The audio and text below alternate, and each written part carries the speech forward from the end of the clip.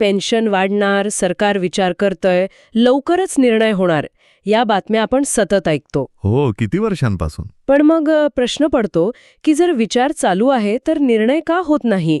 आज आपण या बातमीच्या पलीकडे जाऊन पेन्शन वाढीच्या घोषणेमागे दडलेलं धोरणात्मक सत्य काय आहे हे समजून घेणार आहोत. बरोबर. आपल्यासमोर एक सखोल विश्लेषण आहे जे या दिरंगाईमागील कारणं स्पष्ट करतं.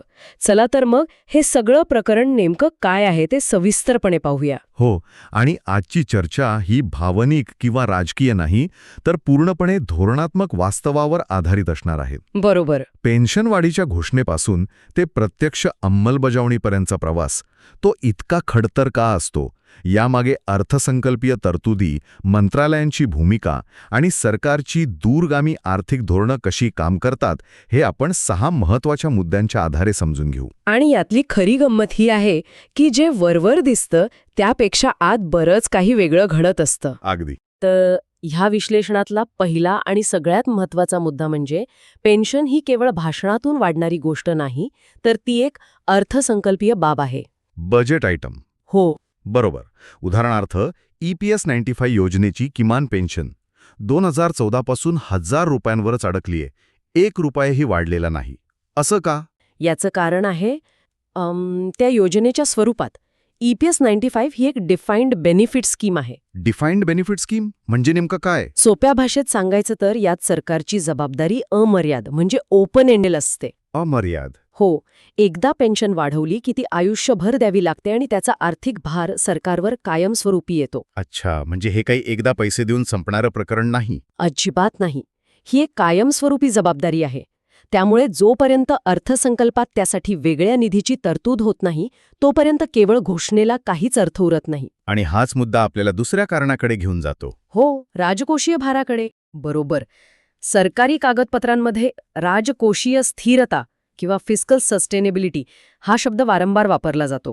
याचा सरळ अर्थ आहे पेन्शन वाढवली तर पैसा कुठून येणार? अगदी. या स्रोतामध्ये काही आकडे दिले आहेत जे खूप महत्त्वाचे आहेत. हो, आणि ते आकडे परिस्थिती स्पष्ट करतात. आज देशात सुमारे 78 ते 80 लाख EPS 95 पेन्शनधारक आहेत. जवळजवळ 80 लाख. हो. आता जर किमान पेन्शन 1000 वरून 3000 रुपये केली, म्हणजे फक्त 2000 रुपयांची वाढ, फक्त 2000. तरी सरकारवर दरवर्षी सुमारे 18,000 ते 20,000 कोटी रुपयांचा अतिरिक्त भार पडेल. 1 मिनिट. दरवर्षी 20,000 कोटी. हा आकडा खूप मोठा आहे. हो, आणि जर ती 5,000 रुपये केली, जी मागणी आहे, तर हा आकडा 40,000 कोटी रुपयांच्या पुढे जाईल. बापरे, 40,000 कोटी. आता विचार करा, हा पैसा ना EPFOकडे आहे ना सरकारने अर्थसंकल्पात बाजूला काढून ठेवला आहे. त्यामुळेच प्रस्ताव येतात, पण अर्थमंत्रालय त्याला मंजुरी देत नाही. आणि ही गोष्ट खूपच रंजक आहे. अनेकांना वाटतं की कामगार मंत्रालय किंवा सामाजिक न्याय मंत्रालय पेन्शनबद्दल निर्णय घेत असेल.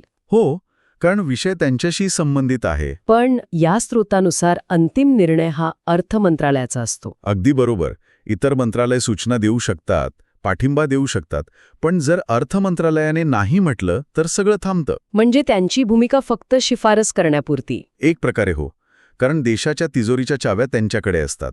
संसदेत दिलेल्या लेखी उत्तरांमध्ये एक वाक्य नेहमी आढळतं. कोणतं? Any enhancement of pension involves additional financial implications. अच्छा, पेन्शनमधील कोणत्याही वाढीमुळे अतिरिक्त आर्थिक भार येतो. हो, ही एक ओळ प्रत्येक पेन्शन वाढीचा प्रस्ताव थांबवण्यासाठी पुरेशी ठरते. मग या सगळ्याचा नेमका अर्थ काय लावायचा? हे विश्लेषण एका मोठ्या आणि काहीशा अनकम्फर्टेबल सत्याकडे बोट दाखवतं. सरकार हळूहळू जुन्या पेन्शन योजनेसारख्या योजनांपासून दूर जात आहे. कारण म्हणजे OPS किंवा EPS सारख्या योजनांमध्ये सरकारला आयुष्यभर पैसे द्यावे लागतात आणि आता लोकांचं आयुर्मान म्हणजेच लाईफ एक्सपेक्टन्सी वाढत असल्यामुळे ही जबाबदारी वाढतच जाते. हे खरे. त्यामुळे सरकारचा दृष्टिकोन स्पष्ट आहे. भविष्यातील आर्थिक जबाबदाऱ्या कमी करा. याच धोरणामुळे पेन्शन वाढीच्या प्रक्रियेला मुद्दामहून संथ केलं जातं. मग ज्या घोषणा होतात त्याचं काय? हे विश्लेषण सांगतं की या घोषणा अनेकदा राजकीय व्यवस्थापन असतात, पॉलिटिकल मॅनेजमेंट. हो, बरोबर. इथे एक महत्त्वाची गोष्ट लक्षात घ्यायला हवी. या घोषणांमध्ये 3 गोष्टी कधीच नसतात. कोणत्या 3 गोष्टी? 1. निश्चित तारीख. 2. अर्थसंकल्पात तरतूद म्हणजे बजेट हेड. आणि 3. सरकारी राजपत्र म्हणजे गॅझेट नोटिफिकेशन. अच्छा, तारीख, बजेट आणि नोटिफिकेशन. हो. जोपर्यंत या 3 गोष्टी पूर्ण होत नाहीत, तोपर्यंत पेन्शन वाढ प्रत्यक्षात येऊ शकत नाही. हा एक नियम आहे, भावना नाही. निवडणुकीपूर्वी आश्वासनं दिली जातात किंवा आंदोलनांचा दबाव कमी करण्यासाठी घोषणा केल्या जातात. अगदी. आम्ही विचार करत आहोत असं सांगितलं की तात्पुरता दबाव कमी होतो. आणि शेवटचं कारण म्हणजे पेन्शनधारकांमधील मतभेद, त्यांची विखुरलेली ताकद. हा एक महत्वाचा प्रश्न आहे. सरकारला हे माहीत आहे की पेन्शनधारक एकत्र नाहीत. म्हणजे 80 लाख लोक असूनही. हो, त्यांच्या वेगवेगळ्या संघटना आहेत, त्यांच्या वेगवेगळ्या मागण्या आहेत, न्यायालयात वेगवेगळे खटले सुरू आहेत. यामुळे जो दबाव सरकारवर यायला हवा तो विभागला जातो. बरोबर. आणि जेव्हा दबाव मॅनेजेबल असतो तेव्हा धोरणात्मक बदल पुढे ढकलले जातात. तर मग या सगळ्या चर्चेतून निष्कर्ष काय निघतो? पेन्शन वाढणार की नाही? हे विश्लेषण सांगतं की केवळ घोषणांनी किंवा न्यायालयाच्या आदेशांनी हे होणार नाही. का नाही? न्यायालयाचा आदेश तर अंतिम असतो ना?